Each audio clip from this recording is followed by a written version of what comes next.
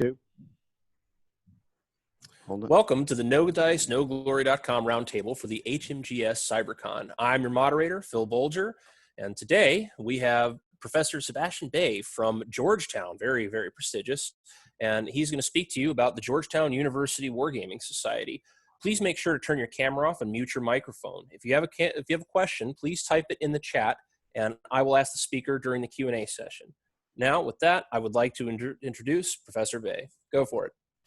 Hello, everyone. My name is Sebastian Bay. I am an adjunct assistant professor at the Georgetown University Center for Security Studies. I specifically teach in the Center for Security Studies program, and we will be talking about three major things. One, what is professional wargaming, that is specifically in the context of education. The second part will be talking about my course that I teach at the university, where students learn how to design professional educational games. And the third part is the Georgetown University Wargaming Society, affectionately called GUWS, which is an extension of our course and our student-run organization. So let's get started. First off, let me introduce myself. I hold many hats in the wargaming community. I'm a defense analyst at RAND, where I do a lot of wargaming work. I also teach at Georgetown. I am the faculty advisor for the Georgetown Wargaming Society. I also co-chair the Moore's Wargaming COP, along with Mike Arnberger and a slew of other executive committee members who are great. I am the 2020 Brooke Kulak Fellow with so many other great fellows at the Marine Corps University, and I teach wargame design at Georgetown. And we have plans to teach classes at the U.S. Naval Academy and the Marine Corps Command and Staff College this fall. So the usual disclaimer is that all opinions and views are my own and do not represent any of these institutions who are fantastic, and they are my own. So let's move on. So this is the quick agenda of the look ahead. I please encourage everyone to put your questions in the chat as you think of it, and I'll get to it as we progress. And I'll take some pauses for Phil to dictate some of those questions for us. So the road ahead, what is wargaming? And I say, what is wargaming to a bunch of hobby gamers that love games, but I talk in the sense of professional wargaming. And what does professional wargaming, how is that used? And then more focus-wise, we'll discuss how education and educational gaming and the laws of learning sort of line up. And then we'll discuss how my courses run at Georgetown, some of my own lessons learned as I gone through that course. And then we'll talk about Georgetown Wargaming Society and what's on the horizon and whatever we have great, amazing plans for this coming year. So let's move on. First off, what is a wargame? And I'd like to borrow Peter Perla's great definition of a wargame is a dynamic representation of a conflict or competition in a synthetic environment in which people make decisions and respond to consequences of those decisions. And I highlighted the specific parts that are really important. Dynamic representation and synthetic environment can really be boiled down to abstractions. And this is the big part. The second clause is where war games set themselves apart from models and simulations. And that's where decisions are made by real people and they have to respond to real consequences. If you don't have that decision loop, you don't really have a game, right? So with that in mind, what is professional wargaming and how is it used? Professional wargaming is used in many different contexts and used by many different organizations. First caveat is wargaming goes by many names in the professional world. It goes by names of peace gaming, serious gaming, analytical gaming, and really wargaming is it's an artifact of the Prussian military history that comes with it. But in terms of what we are using in professional games, professional wargaming, wargames are tools to explore human decision-making and the factors that go into modern conflict and competition. And it's really about unpacking those series of actions and reactions between two thinking adversarial minds, right? They don't always have to be adversarial, but that's the general template for most war games, right? An important part about professional war games, like commercial games, this is where some of this overlaps, is that war games artificially simplify and abstract complex and dynamic situations and wicked hard problems, which is warfare in our case, right? And often you scope and narrowly focus on some aspect, especially if you're trying to do analytical gaming, where you're trying to produce more data. So what are the different types of professional gaming? There are generally two schools of thought. One is educational and training gaming, and another is analytical gaming. You know what I mean? Different people have different preferences, right, of what type of gaming they prefer. But the main difference is educational wargaming in the professional sense seeks to focus on the students. The students' learning is the objective. They are the focus. They are the center of it. So when you're designing a game, running a game, you are thinking with the student in mind at the very core of it. Analytical gaming is a little different. Your players are essentially data that you're running through your analytical game to get more data out of it. You're trying to produce more knowledge, more insight to feed a larger analytical cycle that John Copton can talk better about. But those are essentially the basic distinctions between those two types of games. In this presentation, we'll largely focus on educational gaming, given my university background. But either field, both educational and analytical, wargaming is a tool and a discipline. That is a weird combination of science and art. That's why Peter Perla's famous book is called The Art of Wargaming, right? Because although it seeks objective facts and tries to simulate reality as close as possible, and accuracy is really important, especially in professional wargaming, there's lots of things that are subjective. And I don't say subjective in a negative connotation that is often used in analysis, but I say in the sense of human decision-making, human processes are subjective, very similar to psychology, right? How do you truly understand when a unit breaks or when a unit is willing to take the hill, right? Those things are all subjective, and we make informed decisions and informed analysis about a lot of myriad of factors when we look at wargaming. Important caveat for those who are not familiar with the military or the war games is wargames should not be confused with military drills or exercises. Wargamers themselves will intermix the vocabulary, which confuses non-gamers even more.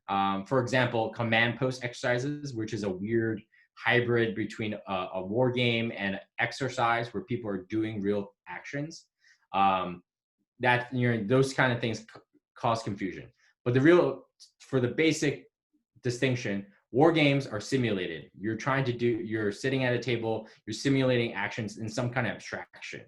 Exercises and military drills, you are carrying a rifle, going out in your tanks and firing rounds with practice, right? You're doing the real actions. And so the important caveat is the discipline of wargaming can be applied to a great number of issues beyond conflict and beyond the defense industry and sector, right? This response from crisis response, humanitarian response. I've seen professional games on education policy, hospital reactions to pandemics, which is oddly poignant at this time. So, but we'll focus in my presentation more on defense, mainly because that's where my class mainly focuses on. This is a great photo. So these are what most people think about when they think about professional war games. A bunch of military guys pointing at maps, trying to discuss if we should go right or left and how to flank. Or you think of this massive complex where you have computer screens everywhere and people are making fast-paced decisions. And honestly, it's sort of true and sort of wrong. Anyone who has attended professional gaming is often a giant circus of things and priorities and agendas, and is mentally grueling. But the idea is to sort of give you a glimpse of what it really looks like. Peter Perla and Ed McGrady, some of my great mentors, wrote an article way back in the day called Why Wargames Work. And this is one of my favorite lines in it. Unlike literature and film, games give players active responsibility for their decisions, similar to what they would experience in the real world, and force them to bear many of the same consequences of those decisions, both positive and negative. When talking with Peter Perla, one of the great things you can get away from his discussions about gaming is that games provide a synthetic environment where you as the player get to write your own story. The game designer only really creates the world in which you will inhabit, like a good book, a good film, right? But unlike a film or a book where the author gets to decide the ending, right? The players do in games, and great games will embolden agency and allow players to make wrong decisions, make great decisions, and learn while along the way between those two sort of poles, right? I'll pause here for quick questions. Folks, if you have questions, go ahead and type them into the chat and we'll read them as we get them. All right, so it seems like we don't have any questions, so I'll press on. Is that okay, Phil? Yeah, you're good to keep going. All right. So this is one of my favorite parts about educational gaming, and this is the laws of learning. So the laws of learning is principles in the education field that say, how do you best learn, right? And I've highlighted them on the screen, which are readiness, exercise, effect, primacy, intensity, and recency. And most of these are pretty straightforward, right? In the sense that, for example, the law of readiness, it means that when you are most ready, when you're prepared, when you slept well, when you are ready to take a class, you learn better, right? Primacy is real about how intense, and sort of links to intensity is how intense is the focus, right? Is when you are really into something, right? That's when you learn best. And recency is obviously recency bias. You learn things that are most recent in your memory, right? And exercise is just, the notion of that the more you do something, the more you practice something, the more you learn it, right? And games are great for aligning with the laws of learning, right? Students are motivated by giving tangible goals, right? Providing real feedback, allowing practice, which aligns with the law of exercise, what I always call mental reps, right? Heightening experience, right? Which is the intensity element, engaging with individual agency and choice, right? Games are about experiential learning by doing. There's a great story by Jim Lacey, who teaches down at the Command and Staff, by Marine Corps University, Marine Corps War College. And he wrote an article on War on the Rocks a few years ago when he talks about how he teaches military history to all these senior military officers. And he discusses how they'll read about the Peloponnesian War and they'll always say, oh, the Athenians made such a mistake, a strategic mistake in going into Syracuse, right? They committed too many of their forces. They shouldn't have risked a side campaign, right? And then he'll discuss how he plays, I believe, Pericles, which is a commercial board game with these same students. And every time, most of the time, they will do the Syracuse campaign in the game, right? Mainly because they understand that as the war wages on, the Athenians were desperate to end the war in a big, high-risk operation that after the initial decision, they couldn't walk away from, right? And it's, the difference between being in the game and being the Monday night quarterback, right? And that's the great thing about games, that the games allow you to experience some element of what you're learning in class, to internalize the pressures, the constraints, the incentives that many of these historical figures had. Not to say that you will feel the same things, right? Because it is synthetic and is abstracted. But you at least get to some point where you get to see through their eyes, even momentarily. So this is a great chart by Curtis Murphy in an article called Why Games Work in the Science of Learning. And he aligns the laws of learning to the notion behind that law in a more simplified manner, and sort of the game design techniques, right? Flow, simplicity, involvement, agency are really key elements of games, right? Like, for example, the law of exercise and practice, right? Really is like iterative learning around games. And this is so natural and intuitive that you wonder why academics even write about it. Is that the first time you play a game, even as hobbyists, you muddle through the rules. I do it all the time, right? Even as an experienced gamer, where you go through the rule book, you're checking through, like, how do we do movement? How do we do morale checks, right? And you go through all these things. And then as you do it over and over again, you play the same game, you start getting better. The rules become intuitive. You internalize a lot of things. You stop thinking about the rules as much as you start thinking about how to play within those rules, right? And that's how you get really good at games, right? And that's the difference from really good players and really sort of novice players in the beginning, because most of the time, your first time through, you're spending most of your mental energy focusing on the rules of the game, right? Now, rules of exercise, right? Is that games allow mastery, right? They allow you to reenact a skill, whether it's about tactics or disaster response, right? It's all about combining all those abstractions into action of agency, right? And intensity. This is one of my favorites. Is about flow. You ever been in a basketball game or a board game when you're really into it, when you're really into the moment and you're like, I'm everything is clicking, right? That is the moment where students learn the most in games, right? And it's that moment of immersion, right? And this is why so many commercial gamers and game designers spend so much time about thinking about how do I immerse my player to leave their real world in their living room, in their classroom, and immerse themselves in this world that I'm building for them, right? Whether it's 1942 and World War II, or if it's, you know what I mean, the Tamil Tigers in Sri Lanka, or if it's a hurricane response in Texas, right? And that can be done through myriad of ways, from graphic design to storytelling to all these little cues, right? Some people, you know, components are a big part of it, right? For me, I love like heavy like pieces that feel like real in my hands, and that makes me really into it. And that's also why I spent a ridiculous amount of money starting games on Kickstarter, right? Because I feel like the commercial tokens sometimes don't give you that sense of immersion as well, right? And some other games are really great with their storytelling in the rule book. As you're reading, they tell you a story, right?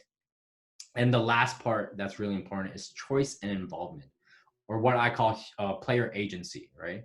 Is that how do you enable players to move in your world, right? Move within the game, and how much space do you allow them to do, right?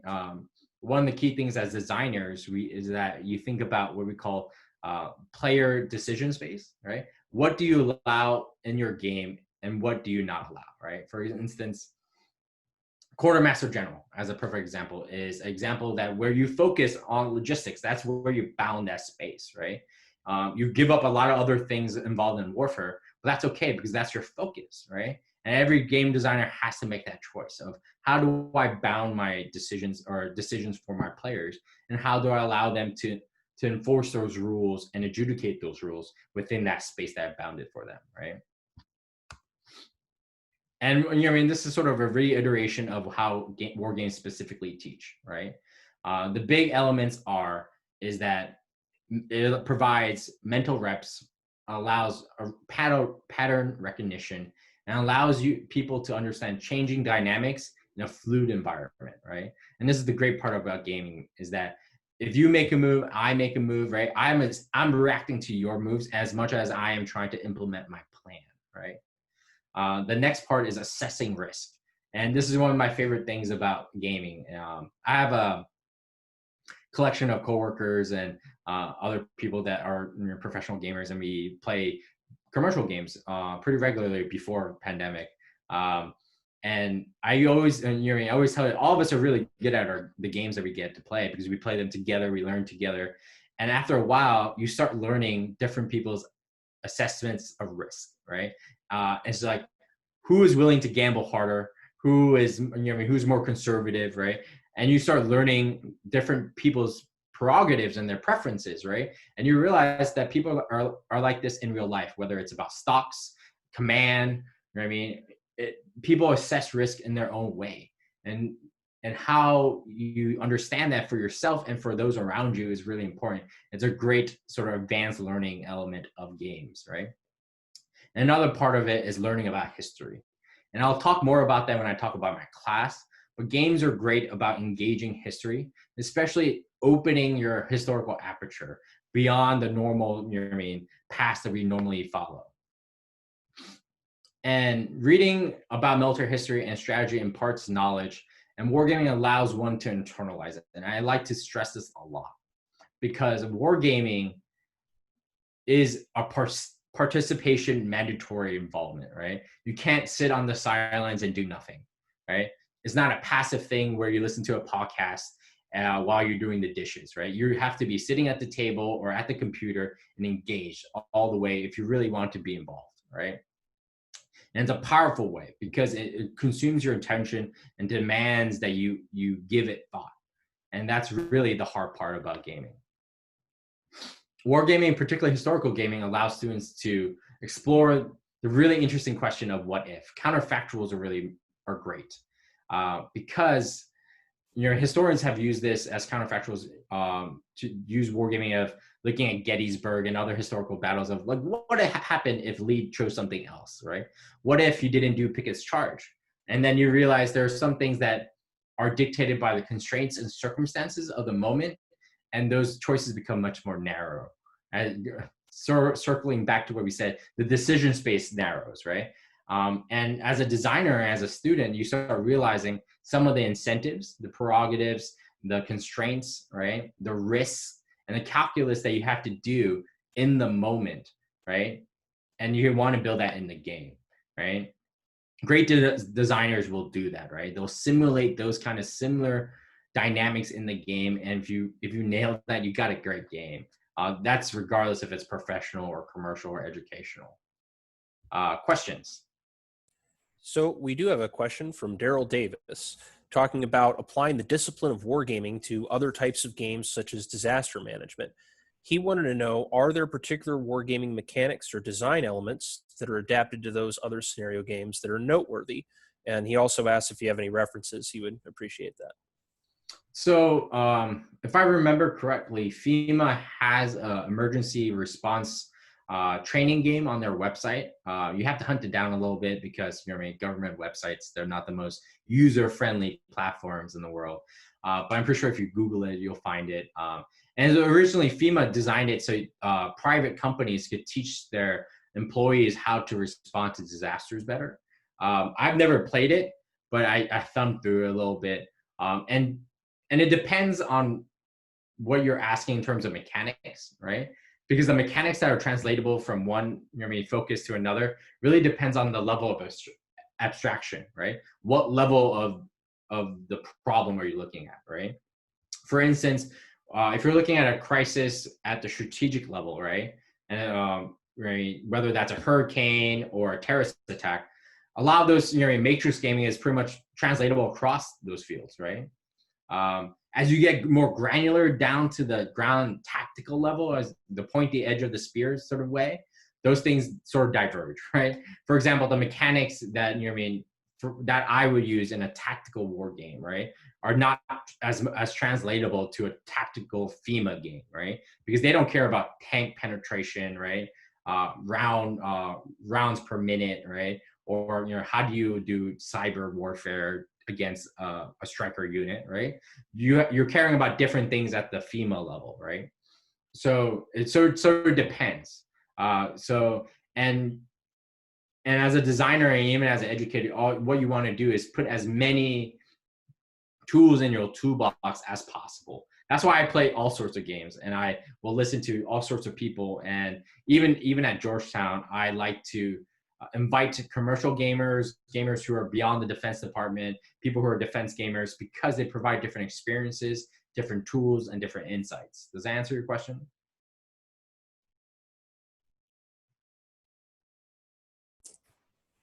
I'll take that as a yes. Yep, Daryl's going to look into the FEMA game. He says very interested, and thank you. All right, are there any other questions, or should I press forward? We do have one comment from Merle Robinson that I think is worth reading out, talking about there's an entire subgenre of games dealing with disasters. One good example is Aftershock, earthquake relief modeled on Haiti, available from Game Crafters. Also, there are folks working as consultants on everything from nuclear accident to school shooting incidents. And Merle should know he is in the professional wargames biz. Yes, so Merle is super informed, and you should pick Merle's brain about it. And yes, so for example, next week or this coming week, Georgetown University Wargaming Society is having two speakers talk about serious gaming and aftershock and humanitarian response in our webinar series. So yes, there are lots of types of gaming involved, right? Like for example, I've developed professionally crisis response games for everything from nuclear disaster to like a terrorist Sea Bernie attack, right? And there's lots of different things, and you learn different things as a designer on each of those occasions, right? Now, shifting away from the theoretical to the classroom, right? How do you convert all that knowledge into a class? And it is not easy. And I realized that when I first tried to sit down and write this syllabus. First off, I would like to thank my mentors and my colleagues like James Sterrett and Mike Dunn out of the Command and Staff College, Wong, and McGrady, Peter Perla. They've all been and Mike Onberger out of Moores, who were so amazing and helpful as I was crafting this course. One of their first advice to me was, "You're assigning too much reading," which I still assign too much reading at the end, and I try. I apologize to my first cohort of students. The course is a basic introduction. That's why it's called Basics of Wargaming. To the field of wargaming, it's particularly focused on the defense sector, national security, military strategy, and defense policy.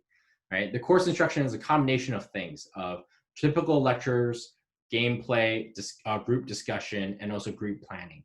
Right? And in terms of resources, I draw on a wide range of things, from YouTube videos to academic articles to commercial games to guest speakers, in a way, because I feel like all those mediums provide different insights and different opportunities to expand yourself as a designer. The goal of the course essentially is, in 14-ish weeks, the students must learn, one, the history and the general tenets of wargaming, everything from how do I write a scenario, how do I scope the purpose of a war game, how do I do research for a war game, how do I design a game system, what are the mechanics behind it, how do I create an adjudication system, play testing it, learning a lot of times how to make the components, often through PowerPoint and Illustrator and GIMP. How do I make maps, how do I produce these things, how do I execute facilitation, right? So that's a lot of things jam-packed into this course. So first off, my course is more focused on what most people think about wargaming, in the sense of traditional red versus blue, tabletop, map-based, hex-based, or grid-based gaming, right? We don't really do a lot of matrix gaming or crisis gaming, in the sense of that are more structured discussion-based, mainly because I wanted them to learn the nitty-gritty skills of making counters and learning how to do movement and fire and logistics in these games, to learn and to enhance their not only military knowledge, but also their historical knowledge about warfare and conflict, right? So the class is broken down into essentially two major bits. The first early weeks, from lecture 1 to around lecture 6, right? The students are learning a crash course in gaming, right? And every week addresses a different element of the design process, from purpose, scenario writing, research, map making, the game systems, adjudication methods, and I provide them a sort of a guide, right, to that process. And throughout that process, they are researching their conflict. So the students are divided into teams of 2 and 3, usually 3 students, right, where they select a conflict from a pre-designated list of conflicts and battles that I give them. And there's a reason why I do this. Mainly because I didn't want 5 or 4 World War II games about the Pacific. I wanted to enforce a diversity of thought and time and geography and perspectives, right? So instead of just allowing them to go to the well-worn pages of their intellectual libraries, I wanted to force them into different hallways and force them to learn about new battles, right, from the very beginning, and really immerse themselves in the research, in the process of making their game. Because not only do I want them to learn about the game, I want them to learn a little bit of military history along the way if they can, right? For instance, one of my students chose the Three Kingdoms, Civil War in Ancient China, which is a fantastic game. It's called Heroes Rising: Three Kingdoms. Another one chose the Byzantine reconquest of Italy from the Gothic nations, right, under Emperor Justinian. Other choices include the Tamil Tigers in Sri Lanka, the Chinese and Indian conflict, right? There is the Second Great Congo War, right? so the idea is to force their perspective beyond an America-centric way of not just always hitting the favorites of the Civil War, World War II, World War I, right? What are the other conflicts that you can learn from, right? For example, can you learn about warfare in the Warring States period in China or in Korea, right? Those are fantastic. So if I was to create an educational game, if I ever had the time, it would be about the Imjin War in the 16th century, which is the Japanese invasion of the Korean Peninsula, and between the Joseon and the Chinese dynasties against the Japanese. And you know what I mean, any war that involves the Great Turtle Ship is, you know what I mean, a game that has to be made, in my opinion. And it's one of those side projects that I have yet to do. But the point is that the idea is that to force them to open their aperture, open their minds a little bit as they do the research. So the early 6 parts of the course are focused on research, focused on learning game mechanics and different methods of game design. And then by around 5, 6, 7, they are now in the teeth of writing their and designing their rule sets, right? And this is a rapid escalation in terms of tasking, right? So they've been sort of crawling, walking the first early weeks, and now they are now sprinting, right? As they try to design a rule set to get enough on the bone of their game to start playtesting really soon, because they only have about 8 more weeks until they have to produce a final copy. So the students at the end of the game must produce 3 things. One is a full game that involves maps, components, pieces, everything. It has to all come in a box or some kind of container that I can put in my car, right?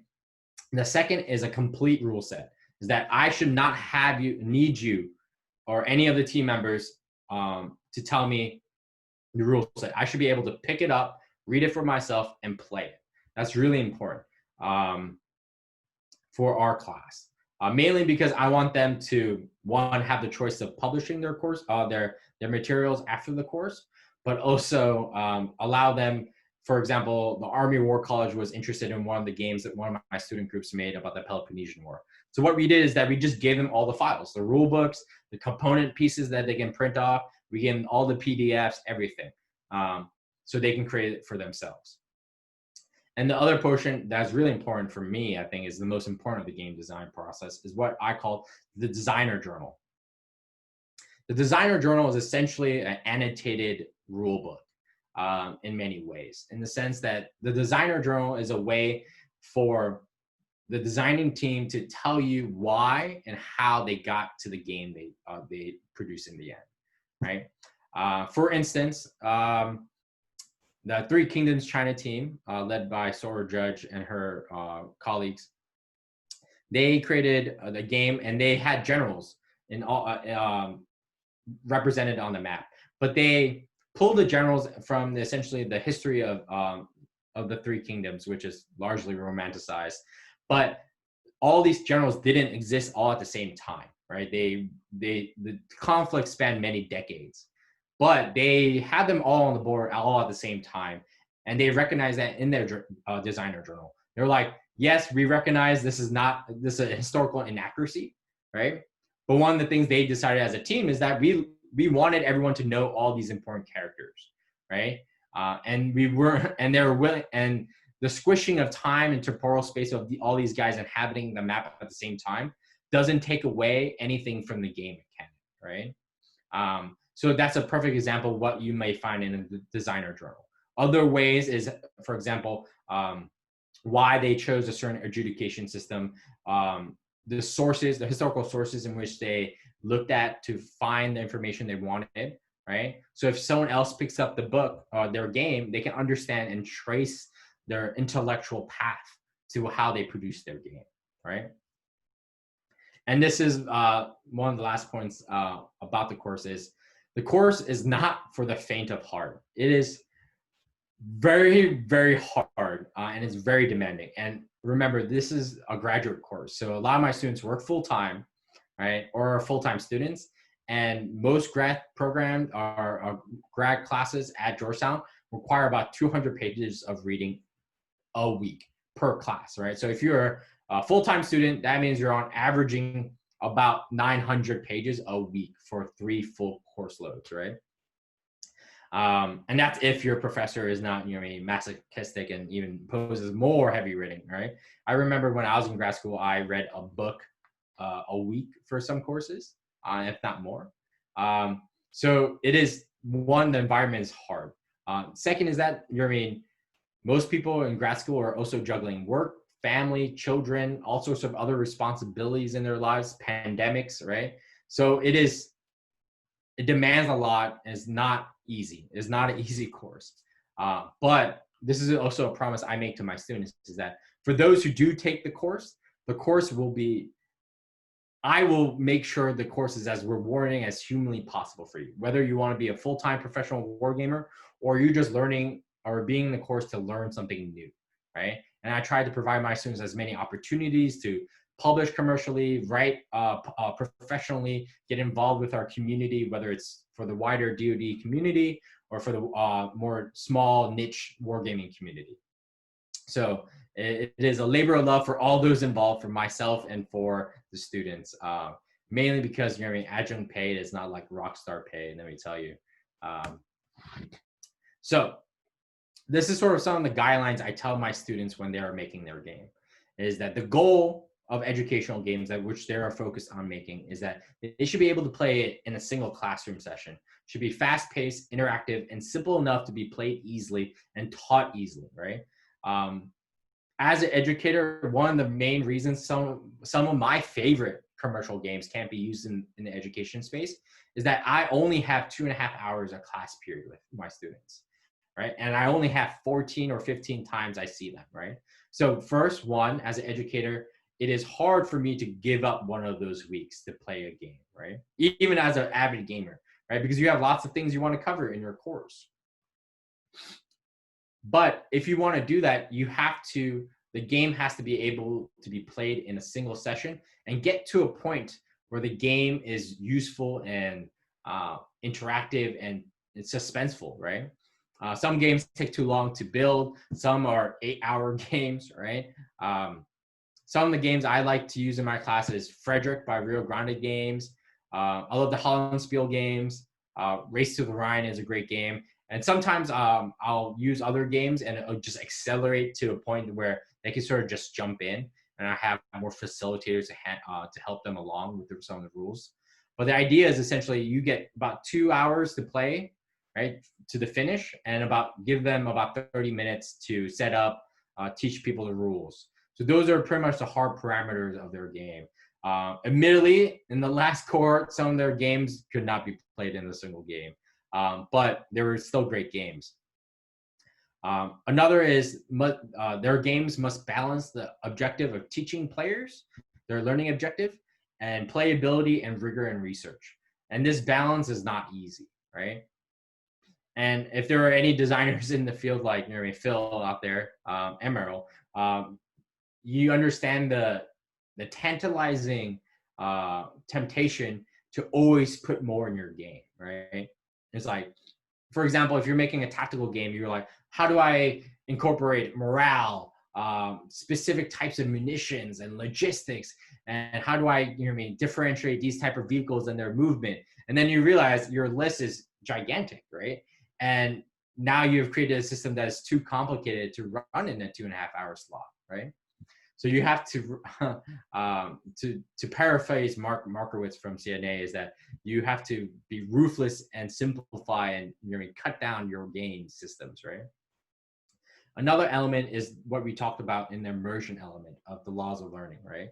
Is that storytelling and student engagement is a critical element of good games, right?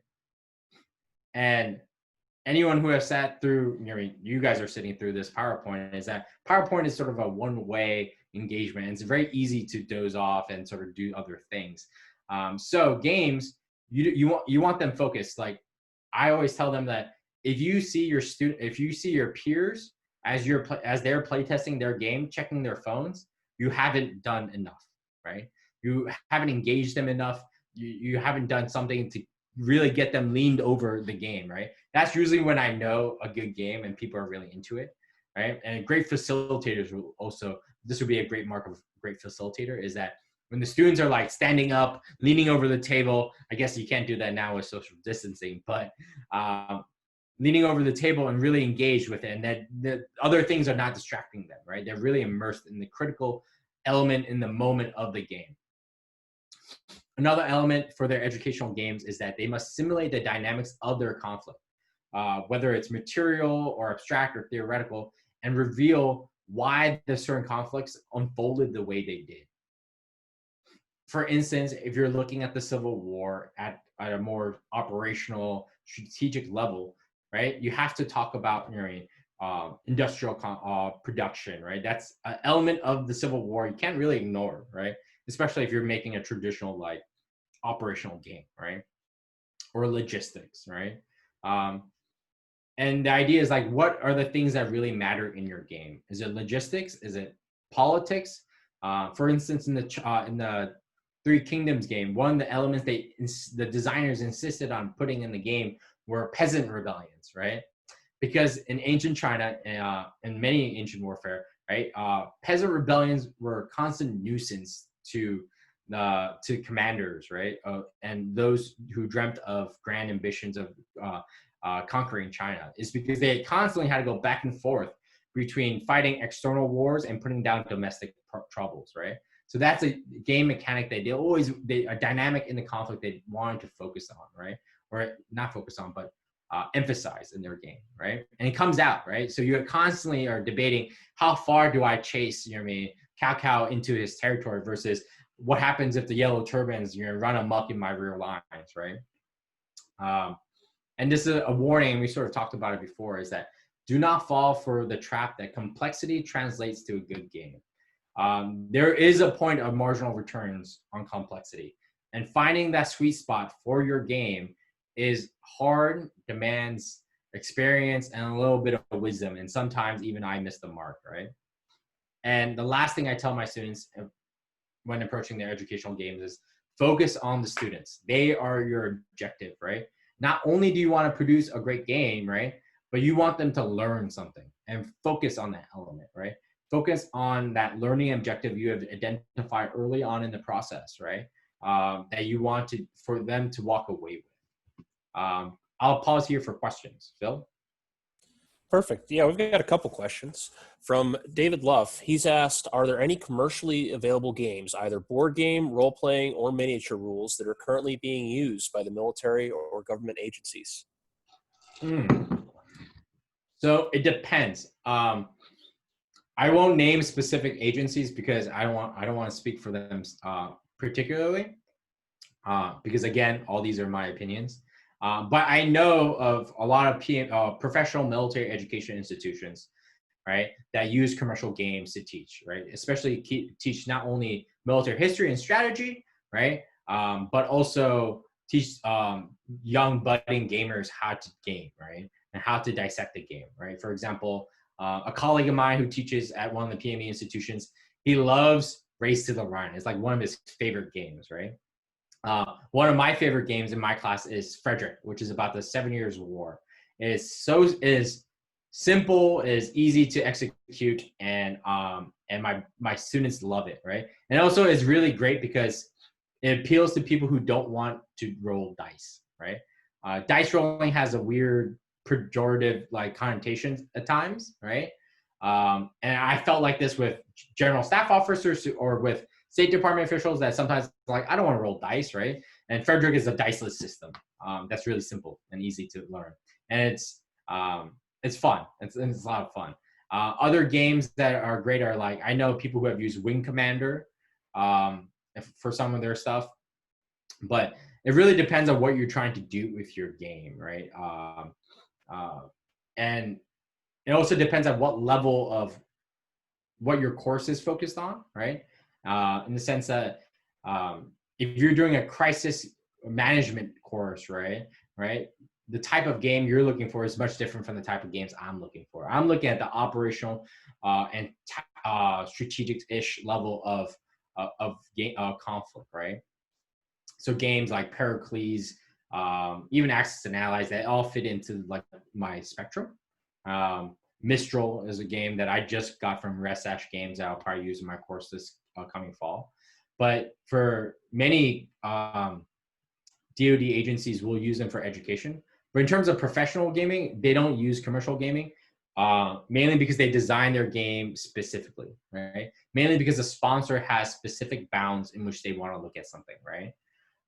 Whether it's how fifth gen fighter aircraft will be effective in X context, right? Or they want to look at unmanned logistical systems, right? Or they'll say, hey, we want to look at how these X factors combine together in this one geographic location. So in those contexts, commercial games are too broad, lack the depth, and lack sometimes of research and rigor that our sponsors require. But with one caveat, I'll say that is that a lot of professional gamers, like Phil, like myself, have borrowed elements from commercial games, right? That we like, right? And the same thing goes for the other way around, right? Hexes were famously invented by Rand, right, for their games, and it has become such a staple of commercial gaming, right? Thomas Schelling used Paul Mill games, which are pretty well known throughout various fields, right? So there's a movement past and back and forth intellectually between the commercial and professional realms. Next question.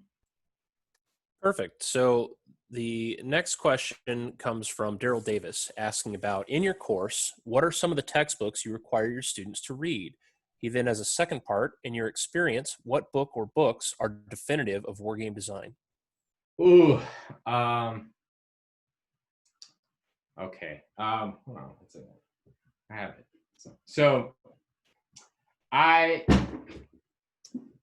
the two main books that I use for my course are Phil Sabin's amazing book, Simulating War, right? Mainly because he teaches it from the perspective of education and being in the classroom. And then the second book is obviously, you know, the Wargaming's Bible of Peter Perla's book about the art of wargaming. I originally had Zones of Control on there, but I eliminated it, not because it's not a good book, but I found it was too difficult for my first time gamers, right? The themes are too, the terminologies, and even the subject matter was a little above their heads. And it was at times distracting for them because what they had to focus on is, how do I create this game, right? How do I create a good educational game? So I replaced it with actually a reference, which is the building blocks of tabletop game design. And it's really more of a reference book than a real like, you know, thumb pager. It's really, for example, it has a list of systems of adjudication systems, movement, betting systems, negotiation systems, and they'll give you examples of how it's used, the types of games it's been used in. So it's like literally like a list of mechanics in games, right? And my students find this really useful in many ways. They provide them of like, okay, I want some kind of negotiation method. So they go to that, they thumb to that page and they read a couple things to see if what works for their game, right? Or they go hunt down the game that is mentioned in the entry to go play test it and see how it's worked out. And then the rest of the course is majority a combination of articles and YouTube videos and other things to enhance their thinking about it. And I draw both from commercial websites, right? For example, like Armchair Dragoons. I use a lot of their Monday discussion about designs. They do these open surveys about design questions, and some of them are really useful. And I use them like, hey, if you guys are thinking about movement, right, in games, look at this article, right? So I draw from a wide range of sources, but in terms of books, there's those three books that I mainly focus on. Terrific. So we have one more question from the big boss himself, Mr. Todd Presley. He wanted to know how many of your students know about the Three Kingdom periods, and he added that he was very happy to find out about it and learn about it, but was surprised because most people hadn't. Honestly, most don't. So actually, when I create a list every semester, I try to add new things, delete old things to the list of games, and I try to give them an eclectic cornucopia of choices, right, that are off the beaten path, right? So even if you do a War II battle, I'm like, do the Battle of Kursk, right? Do something different from like the Battle of Midway or something, or Pearl Harbor, or Island Campaign, right? I don't like I always tell them is that a good rule of thumb is before you propose a topic to me, right? If you learned about it in your AP history class, I don't want to hear about it, right? You should have to be like a military historian and super nerdy to get me started on it. So that's sort of my attitude about it. And this is sort of my own reasoning is that I believe to be a great analyst, a great wargamer, a great, citizen is that you have to open your aperture intellectually, historically, and learn from a lot of different sources. So that's the reason I do it. Terrific. He had as a follow-on to that, he wanted to know what you found most appealing about the history of the Three Kingdoms period. He thought it was interesting that you mentioned the main characters involved multiple times.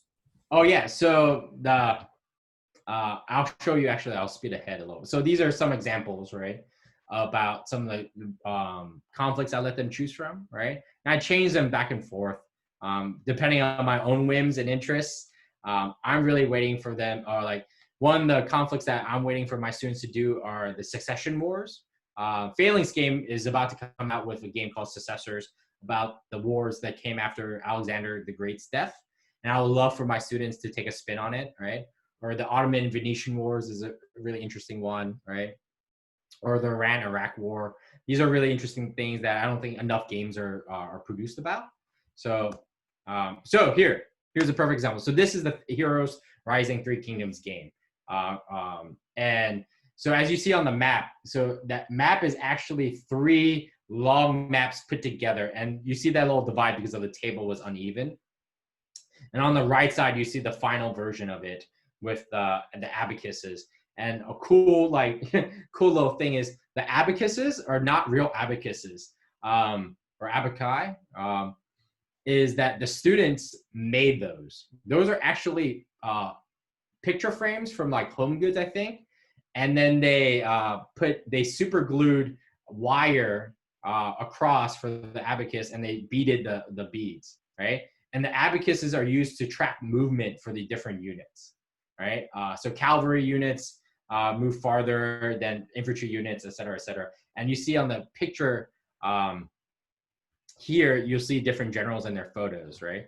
And this giant screen in the middle is to protect your own composition of cards and armies, but also as a rule set of text. It has a bunch of flavor text and rule things to walk a player through it.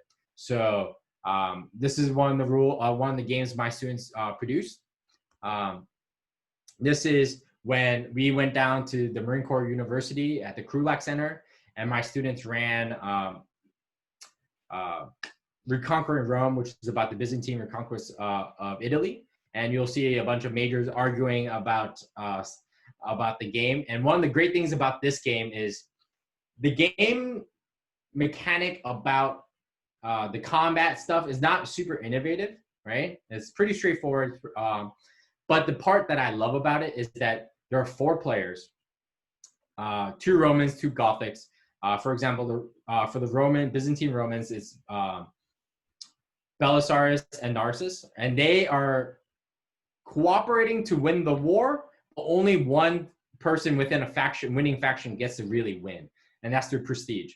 So in many ways, you're also competing and cooperating at the same time, but you're not allowed to fight each other. So it creates this really interesting tension where players on the same side will not help the other player when they're getting too far ahead of themselves, far ahead of them in terms of prestige, or like winning too many battles, right?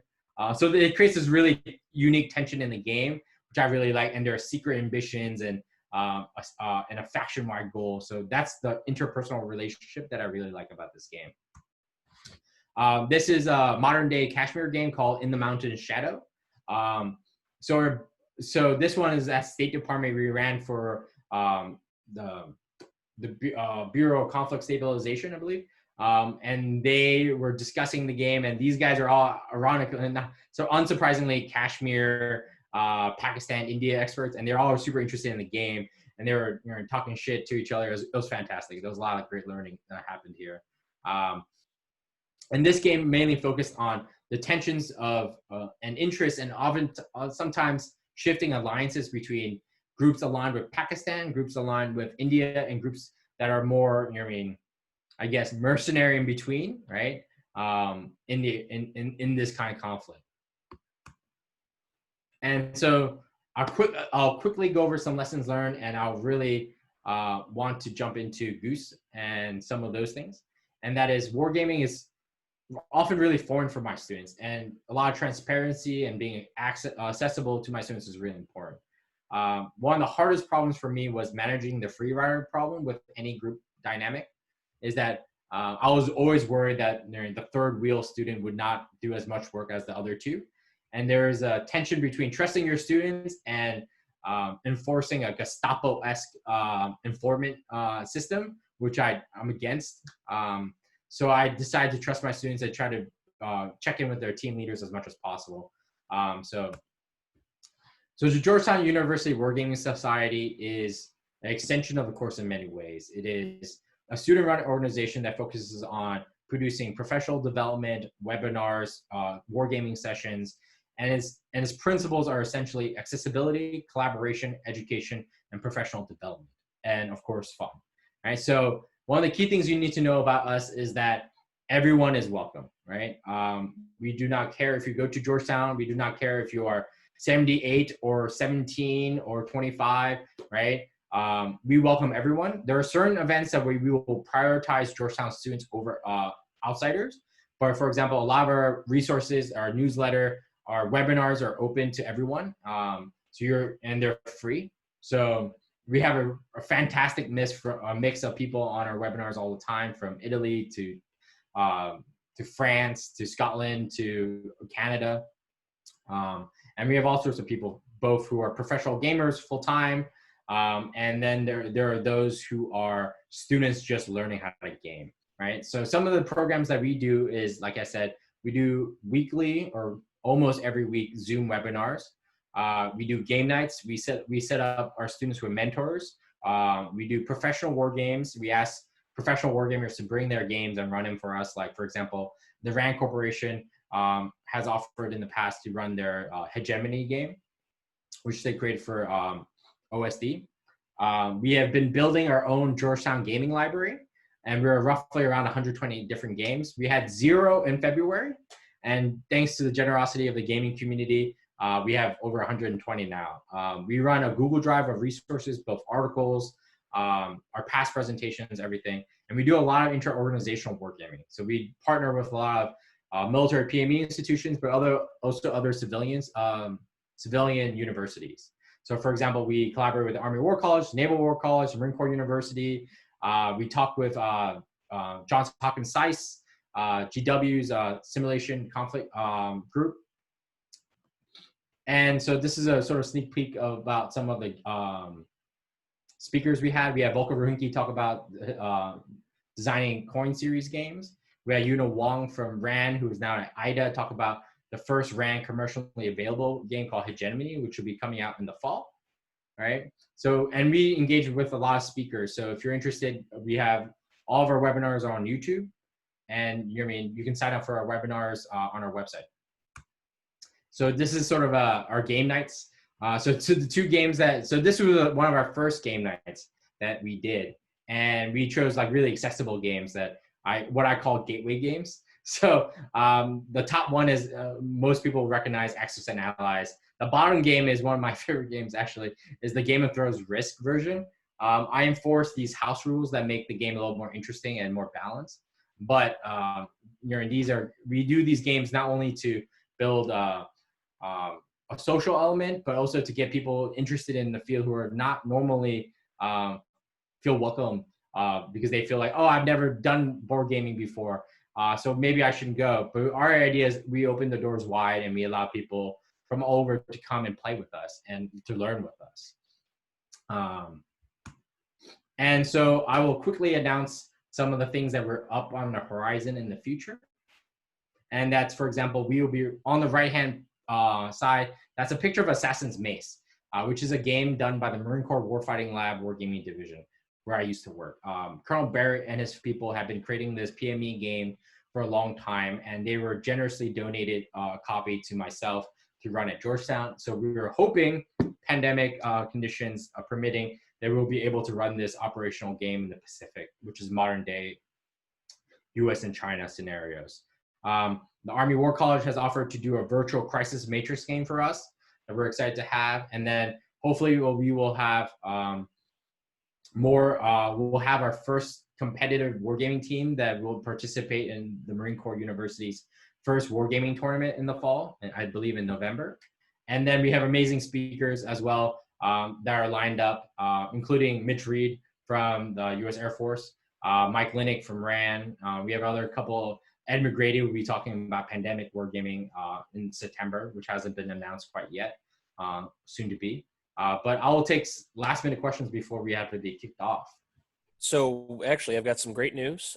We have the room for an entire hour more. So okay. we've actually managed to secure it, did a little bit of shuffling. So no pressure on that. And that's good because I got a bunch of questions. Yeah. So going ahead and moving back up. So one question was clarification from Daryl Davis about which version of Wing Commander are you talking about has utility for gaming? I think he thinks you meant the PC game, and I'm also interested. So a colleague of mine at a PME institution has used Wing Commander. I will have to check with her how she quite used it, but I believe it was a GMT version, the base version of it. And I modify commercial games all the time to fit my needs, right? Sometimes I will rip open a GMT game and be like, we're ignoring the rules, right? We're just using this game map as our matrix gaming tool, right? And we'll do a more of a matrix style game. So it really depends. And I will have to check with her how she specifically used it, but I'm not surprised that she uses her focus is air combat. So. Yeah, I know in my line of work, we found a lot of stuff that is a good baseline, that even if we end up not being able to use the game as a whole, there's some, like you mentioned, a core mechanic out of it that we like or something similar. And speaking of defense wargaming, so from Evan D'Alessandro, I might have butchered that name, I'm sorry. He wanted to know what suggestions do you have for someone who wants to get a job in wargaming besides going to Georgetown, of course? One, go to Georgetown. I mean, seriously, I get asked this question a lot, and my advice to you, or advice to my students often is find a great mentor. More than taking a course, more than taking a certificate course, find a fantastic mentor. That is my advice from my own personal experience and sort of the advice I try to give my students, right? So I say this because certificate courses are great. Like the more certificate course, my own course, which is not a certificate course, but going through my course is great. But where do you go after that, right? Like you have got your certificate or you've done my course, right? What do you do? If there's no one on the other side to catch you after you have learned the skills and someone has put that fire and love of wargaming inside of you, then it's just sort of disheartening, right? That's one of the reasons we created the Georgetown University Wargaming Society. GUWS is to catch people on the other side, right? For example, one of my soapbox issues is to build the next generation of talented young defense wargamers. So that's the reason I built this course. That's the reason I did Georgetown University Wargaming Society. And that's why I do other things, right? To get other organizations involved. And I've benefited immensely from my mentors who I mentioned earlier, right? They've taught me so many things. They opened doors for me. They have taught me not only how to be a better gamer, but a better consumer of games, but also to understand the lay of the land, right? Because you only see a soda straw at a time, and they will tell you, hey, go look in this direction. Go talk to this person. Hey, this person is looking for these things, right? And they'll also allow you to pick up things quicker. And I compare it to when you're getting taught a game by someone who already knows the rules, you pick up the rule set so much easier than if you were just sitting there by yourself trying to read the rules, right? So even for my students, for myself, as an educator, as a professor, is that I try to be a mentor to them and encourage them to write. Caitlin Leong wrote a great piece about the difficulties and how the talent pipeline for wargaming is sort of broken and non-existent. It's in Pack Sims. And GUWS allows people to design games. We encourage them. We set them up with mentors. We allow them to experience and network with other wargamers. So when a professional wargame is done for us, not only do they get to see what a real professional wargame looks like, but they actually meet the people behind it. They get to pick their brains about it. So that's also a great opportunity. So it's all about really the people element, in my opinion, right? It's not about whether going to the right institution or getting the right certificate. It's about finding the right mentor that will allow you, that will enable you to keep moving forward in your path. Hope that's a satisfactory answer. I think it's a terrific point in terms of it's not just what certifications do you have, what enthusiasm do you have, but who can guide you. I know you mentioned Mike Ottenberg earlier. I had the pleasure of working with him in my first Defense Wargaming job, and he was one of those guys that just seemed to know everything and have an idea of where all the pathways spread out, and like nothing was unknown to him. So super fascinating to talk to him. So I work with Mike Ottenberg, still at Morse. So he's the main chair, and I'm his like deputy of the Wargaming Cop. And when I first became his deputy, I felt like I knew nothing next to Mike. And I still don't feel like I know half or even a quarter as much as what Mike knows. But he's a great resource. Like when I don't know anything, so like sometimes my students will stump me. They'll ask me something. I'm like, I don't know. Hold on, let me ask Mike. Or if Mike doesn't know, I go ask Matt Caffrey. So if they're like between the two of them, if they don't know it, right? Only a select few people will know it anyway. So I feel like, for example, that alone is such a great resource if you know those two people, and have that access to that kind of brain power. So yeah, I think mentors are great and really important.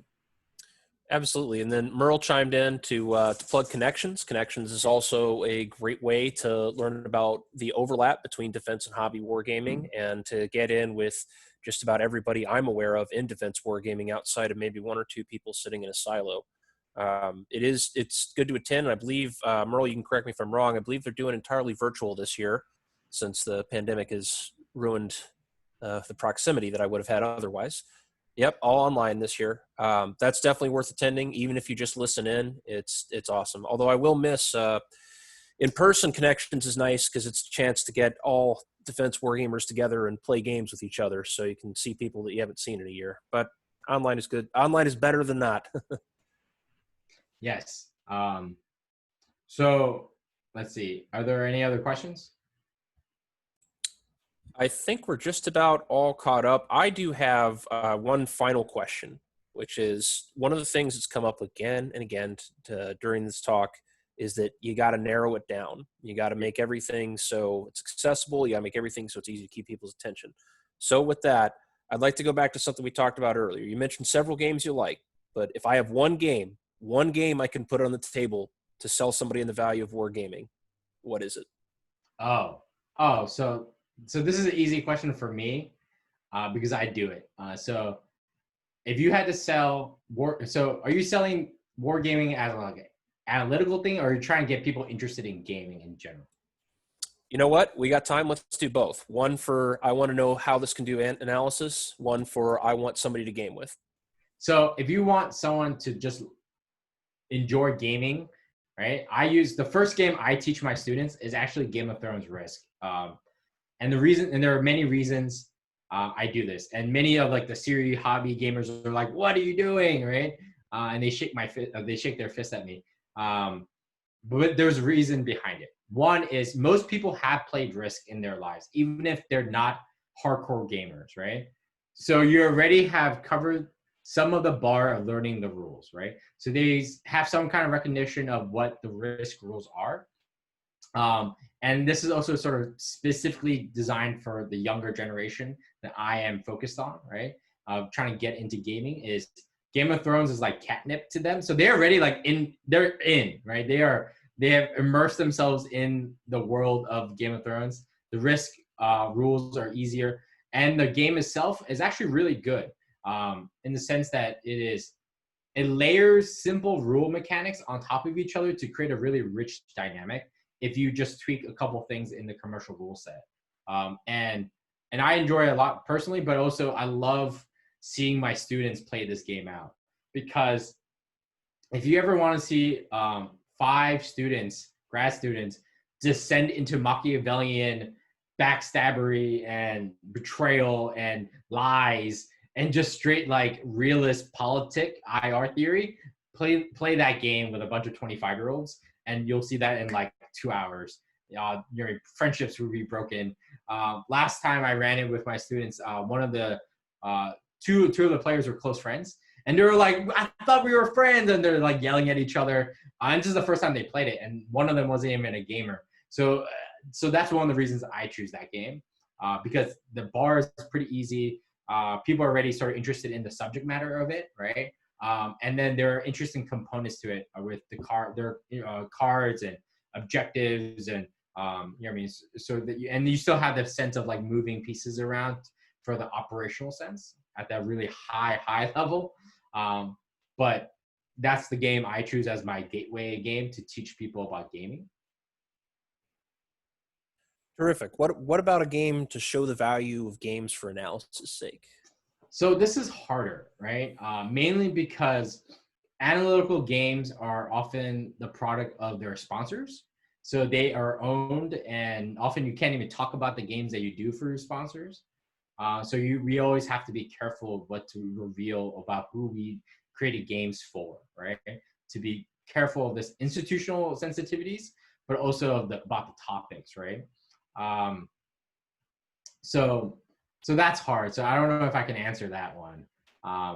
But in terms of serious gaming, right, or in commercial games that are rigorous, there are a lot of games that are well researched, well thought through, and I think there are professional gamers who scoff at commercial games. I am not one of them, because I think you can find some really amazing commercial games, right, that are designed by people who often even work in the professional realm, right? The thing about commercial games that doesn't align with analytical gaming is that one is how much research did it go to, how transparent is that research, and also the other portion is does it align with their analytical goals, right? And that's usually the hardest part, right? Rarely would you ever find a game, if ever, right, that is pre-made, that someone else did it, that aligns perfectly with yours, right? And this is true for even professional games, right? In the sense that, for instance, even the professional world, let's say you, Phil, created a game about Air Force logistics, right? And I'm creating one about Air Force logistics. And then I go talk to you, and I hear about your game. I'm like, oh, that's close, but not exactly what I need, right? So you may get inspiration from your game, but I may not straight up use your game for what my purposes are. And so that's really hard, in my opinion. No, that makes total sense. And I happen to agree with you. I think because each analytical game is focused on another research question, in the unlikely event that somebody's already answered this research question within the last calendar year, there's no need for a game because you just have that one. But that's never happened to me. I've never been that lucky. Like you said, there's a lot of stuff that, oh, look, it's half right. It's kind of right. I need that, but it doesn't actually answer this question, or it's the correct thing for the wrong theater. Yeah, I've gone through that. I'm like, oh, or it's like a little bit too out of date, right? Things are missing. And I was like, oh, shoot. If this only like was 5 years later, it would be like enough. Or same thing with the data sets for these games, but yes. But I'm more than happy to take more questions or circle back on some of these other games if people want. So I'll turn it over to the audience. This is another call for questions. So if anybody has questions or things they'd like to say, I can do a little bit of tap dancing here. I do appreciate you. I do appreciate you coming. I appreciate hearing about the course, about GUWS, about just what it is to be a defense wargamer. I think we got a lot of conversation in the chat. It's been buzzing this whole time on and off. So that's pretty good. I got some great questions. Oh, like Mitch always has great questions. Oh, Mitch. I don't know if I want to take questions from you, Mitch. Everybody always goes, I ask a question. That's a great question. I'm like, well, we got to ask one per show. Hey, so you may have answered this because I was busy setting up the next session, but you know, war games for fun are kind of addictive. What was your gateway drug, and what do you play today? Oh. It can be work related. It cannot be. It's really up to you. But what was that war game that said, "This is a hobby I'm going to be into for the rest of my life"? So actually, my gateway. So I love board games as a kid, and I played everything from Axis and Allies, Advanced Warrior, all that. You're in the normal tradition line, right? But actually, the game, but that's not really a game. The moment that I had as a gamer that I realized was that where gaming became more than a hobby was when I was a sergeant and a corporal in the Marine Corps. And I say this because as a corporal and a sergeant, I learned how useful tactical decision games were, right? And I realized, holy crap, like these things are really useful, and they're not really games, right? And you have to modify them to have real sort of that consequence reaction loop that we talked about earlier. But that was the moment for me when I'm like, wow, you can learn a lot. There's a lot of value here, right? Beyond just fun, right? Because before that moment, I love games, but I love games as a form of entertainment and fun, right? But that was the moment where I saw games as something more, right? As an educational tool, as a way to teach, as a way to train, to have real world impact on real problems. And that was the light bulb moment for me, at least. If that answers your question. But I have a bunch of games that I love, and every gamer will go through these infatuations with games that like you always want to play, right? Like there was a time where I wanted to play Frederick like every week. I was like, I wanted to hunt down people and be like, hey, do you want to spend like 3 hours with me and play Frederick? Or Maria now, which is the sequel to that version, right? And I've been, during the pandemic, I have been slowly going through the Georgetown donations to see which games will work for the class. And I've been playtesting a bunch of them. And a lot of them, I'm just like, ooh, I really like this mechanic, or, oh, I like this. And other games, I'm just like, it's okay. I'm really looking forward to ripping into the Warrington games about Freemasons Farm by Maurice Suckling. And that's on my to-do list for this weekend that I want to do. That looks like an amazing game. They don't get enough press, but some of their games are really great, where I can play it with my son or play it with another gray-bearded grognard. Grognard is so much fun. So here's a question for you and Phil. So this session didn't have any spoilers of what's coming up next, but there is something we can spoil. The three of us are going to be involved sometime in the next month or two, head-to-head playing ICBM with Slytherin. Yes. I got to tell you, I saw the game yesterday. I'm a little worried, and I used to work in the nuclear business. So for folks, that it will be live on Twitch when we do this. I may wear my horse head mask, man. I am really nervous that we're gonna get beat by these guys. What do you guys think? It's not keeping you up at night, I know, but one, I love their games, and I feel like we should get like a couple like weeks, if not months, to practice on this thing before they demolish us. But I'm looking forward to it, and I think it is interesting to see how I'm really curious of how they model the dynamics, right? Nuclear war is sort of like, it's tricky. It's not an easy thing to model because there's different ways to go about it. But I'm looking forward to it.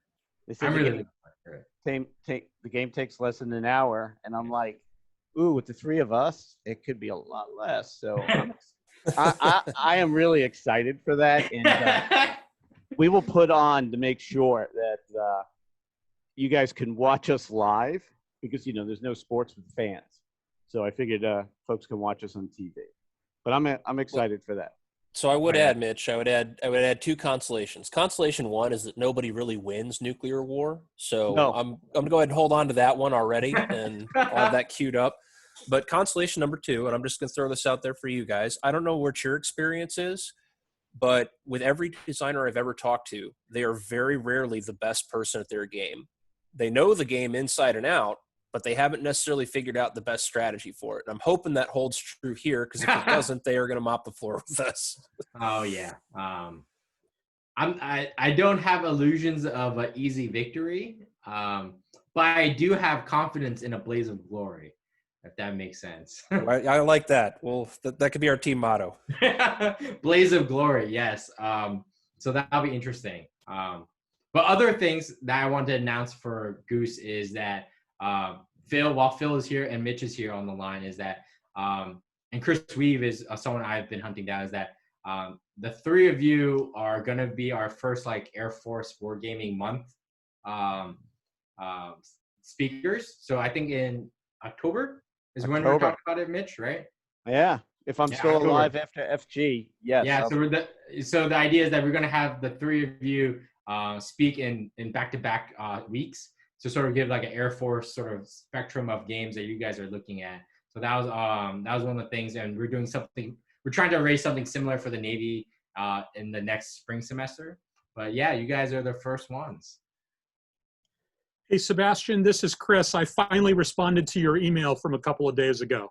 Yes, Chris. See, Chris is on. See, you're Air Force guys. You guys travel in packs. I appreciate it. Gotta have your wingman. Yeah. Yeah.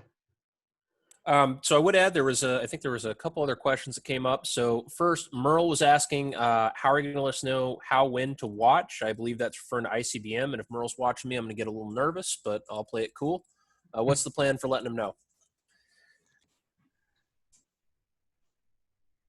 Oh, I don't know the answer to that. No, this was for Mitch. Yeah. Oh, wait. I was busy trying to figure out how to save the chat. Go ahead. I'm sorry. What was this? So Wait a Merle second. wanted to know how we were going to let people know about the Defense Wargamers versus Slytherin ICBM game. Well, it's going to definitely be on their website, which probably hits a lot more people than ours. But we'll have it on NoDiceNoGlory.com, and we will have it on our Facebook page. And if you send either Phil or I your email, I think you should have them, we'll send it out. And then, Sebastian, you're really in a tough place, because I'd say put it out on the GUWS email list, but I don't know. If I was teaching, I wouldn't want my students watching me play. Yeah, I don't know how I feel about that, but yeah, I mean, students are already brutal, so I think I will let them watch me get destroyed in nuclear war. I think I'll be okay with that. He's teaching me Wargame, and he sucks, and I'm like, yeah. And I've had games I've worked on where I'm demoing them at a con, and the guy's like, yeah, I want to talk to one of the designers. I go, that's me. And the guy's like, but you totally suck at this game. And I'm like, you saw me rolling a dice, dude. I mean, there's not much more I can do. But yeah, a lot of fun. So another couple of questions, also from Merle. Merle, he wanted to know, Sebastian, how were you able to convince Georgetown to accept the course idea? Oh, so this is actually a great story. So I originally didn't want to teach a course, mainly because I thought teaching a course was hard, too difficult, and consumed too much time. My original plan was much more less ambitious, and that was just to start what GUWS is. But I had already graduated a couple of years ago, so I was not affiliated with the university. So when I approached them to Georgetown, I'm like, hey, I want to start a wargaming sort of like Dead Poets Society where I'll come to campus, run a couple of games every like week or two, right? And they were like, no. They said no because of different liability issues, because I wasn't associated. What if someone gets hurt? How do I set up rooms, etc.? So there was a whole thing about it. But Georgetown was pretty supportive, and they were like, hey, do you want to do guest lectures on wargaming instead? So I said, sure, like I'm okay with that.